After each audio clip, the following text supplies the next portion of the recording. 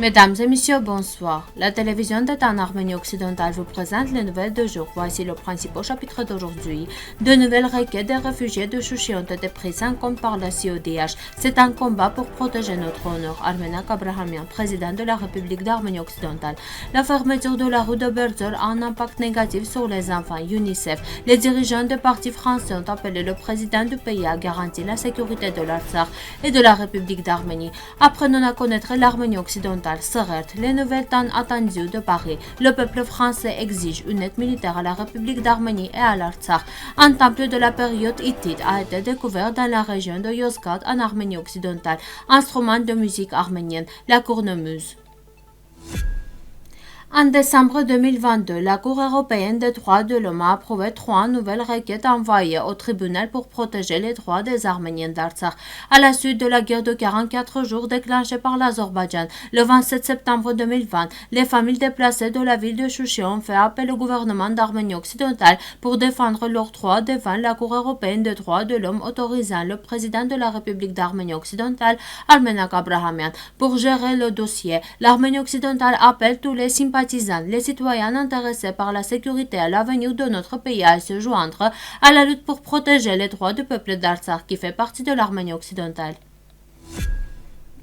L'UNICEF a publié une déclaration disant la fermeture effective de l'entrée de l'Artsakh par la rue de Berzor a un impact négatif sur les enfants. Plus cette situation persistera, plus les enfants souffriront de manque de nourriture et des services de base nécessaires à leur survie, à leur croissance saine et à leur bien-être. Entre-temps, de nombreux enfants ont également été privés de soins parentaux parce qu'ils ont été séparés de leurs parents ou de leurs tuteurs légaux. L'UNICEF réaffirme l'appel du secrétaire général des Nations Unies à garantir la liberté de mouvement et la sécurité le long de la rue de Berzor conformément aux accords précédents. Ceci est extrêmement important pour garantir que les enfants d'Artsakh soient protégés et que les organisations humanitaires puissent atteindre ceux qui en ont besoin rapidement en toute sécurité. L'UNICEF continue de rechercher le dialogue et la coopération avec tous les acteurs pour avoir accès au soutien des enfants de la région.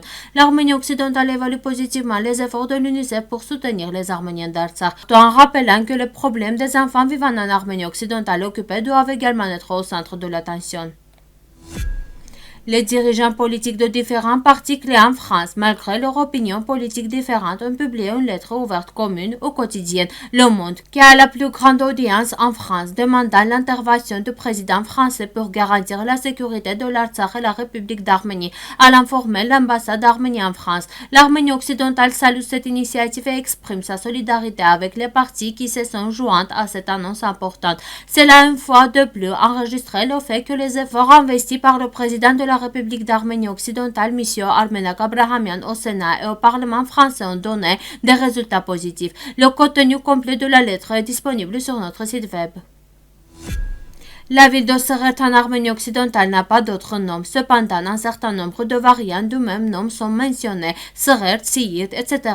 Habituellement, elle a toujours été considérée comme une ville, bien qu'en réalité ce ne soit qu'une ville rurale. Il est situé dans le cours inférieur de la rivière Bitlis, en affluent droit du Tigris oriental. La hauteur est de 1100 mètres d'altitude. Le climat est chaud et sec. Il est célèbre pour ses vergères, en particulier les Rassan. Au XVIe à XVIIIe siècle, elle faisait partie de la province de Diyarbakir, puis de la province de Bitlis. Seret existe depuis longtemps. Certaines personnes associaient sa fondation au nom de Tigran le Grand. On peut voir d'après les références des sources que c'était une ville assez prospère, même au Moyen Âge. En 1800 à 1830, Seret comptait environ 17 000 habitants, dont 10 000 Arméniens. À la veille de la Première Guerre mondiale, il y avait 13 000 habitants ici, dont 6 000 Arméniens. Lors du massacre de 1895, les Turcs ont pillé l'église, le presbytère et l'école ici, convertis de force la majeure partie de la population arménienne à l'islam, massacré le clergé et violé les femmes.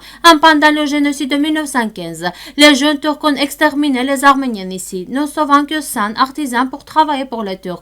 L'Arménie occidentale présente constamment à la communauté internationale les réalités qui se sont produites pendant les années du génocide et avant cela, par là soulignant le fait qu'il est non seulement important de reconnaître et de condamner le génocide, mais aussi d'exiger et de récompenser. Les dirigeants politiques des principaux partis français ont publié une lettre ouverte conjointe dans le journal Le Monde, appelant le président du pays à intervenir pour assurer la sécurité de l'Artsakh et de la République d'Arménie. L'histoire des relations entre la France et l'Arménie, c'est la France et les routes reliant l'Asie et le Moyen-Orient, le développement de notre industrie textile, le premier café de Paris, le canal de Suez, dont l'initiateur et la mise en œuvre fut le premier ministre de l'Égypte, Noubar Pacha, Noubar Noubarian, l'apparition de l'écarlate et de l'apricot en France. La France et les Arméniens sous notre bannière et la Légion arménienne combattant dans la Grande Guerre. L'abnégation de Misak Manouchian, le héros du mouvement de la résistance qui s'est rebellé contre la barbarie, indique le communiqué. Les politiciens rappellent que le Sénat français, à l'exception d'une voix, et l'Assemblée nationale ont adopté à l'unanimité des résolutions soutenant l'Arménie en novembre de cette année en faveur de la reconnaissance de la République d'Artsakh et en défense de droits l'autodétermination de l'Arménien d'Artsakh dans le pays où il vivait depuis l'Antiquité. L'Arménie occidentale apprécie hautement ces déclarations de la France amie, car elles ont en effet quelques points positifs sur la situation actuelle. Une mystérieuse structure circulaire a été découverte à Yozgati Yushakil Hill, ce qui pourrait être la preuve qu'il s'agissait de la ville sainte des Hittites. Le professeur Anacleto D'Agostino de l'université de Pise en Italie, qui a dirigé les travaux de fouille, a déclaré qu'il est actuellement très difficile d'interpréter le rôle et la signification de cette structure et que des travaux supplémentaires sont nécessaires pour mieux la comprendre. Selon lui, les découvertes prouvent que cette structure avait une signification rituelle culte. L'importance de la structure réside dans le fait qu'une autre structure similaire n'a été trouvée dans d'autres colonies. S'il s'avère en effet qu'il s'agit de la seule structure de ce type, alors avec d'autres découvertes au fil des ans, nous renforcerons l'opinion selon laquelle Ushakil Blur était la ville la plus importante de Zipalanda des Hittites, note archéologue. Zipalanda était à la fois une ville royale et un sanctuaire. Pour la première fois, une image d'un joueur de cornemuse a été trouvée sur le mur d'un palais près de la ville d'Aintap en Arménie occidentale, il y a 1300 ans. Les informations dont nous disposons sur l'origine de la salle de concert du palais, les créateurs et les acteurs sont très fragmentaires. En arménien, ces instruments portent plusieurs noms: cornemuse, pekou, tik, tekchor. Un manuscrit du XVIIe siècle conserve l'image d'une femme jouant de la cornemuse. Cette image confirme qu'il y avait aussi des femmes musiciennes au Moyen Âge. Cornemuse fait partie intégrante de la vie arménienne depuis l'Antiquité. Il en existe des preuves dans les manuscrits d'Agathangeros, de Pavstos Buzan, de Movses Kholenati, de Yeriché, de Sebeios, de Grigor Narikati et de poètes musiciens.